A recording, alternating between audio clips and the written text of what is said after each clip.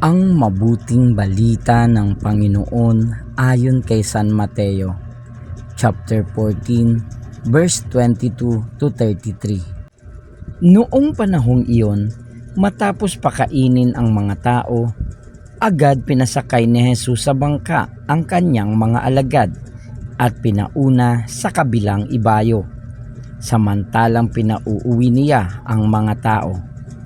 Pagkaalis ng mga ito, umahon siya sa burol upang manalangin. Nag-iisa siyang inabot doon ng gabi.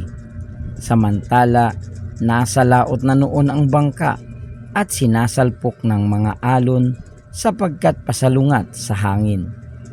At nang madaling araw na'y sumunod sa kanila si Jesus na naglalakad sa ibabaw ng tubig.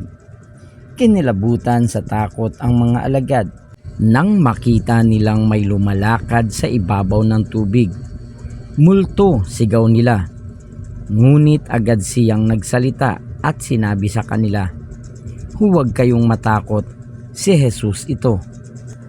At nagsalita si Pedro, "Panginoon, kung talagang kayo iyan, paparianin ninyo ako sa ibabaw ng tubig."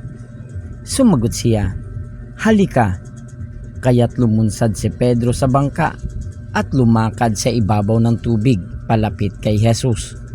Ngunit nang mapansin niya ang hangin, siya'y natakot at nagsimulang lumubog. "Sagipin ninyo ako, Panginoon," sigaw niya. Agad siyang inabot ni Jesus. "Napakaliit ng iyong pananalig," sabi niya kay Pedro. "Bakit ka nag-alinlangan?" Pagkasakay nila sa bangka, tumigil ang hangin at sinamba siya ng mga nasa bangka. "Tunay na kayo ang anak ng Diyos," sabi nila. Ang mabuting balita ng Panginoon.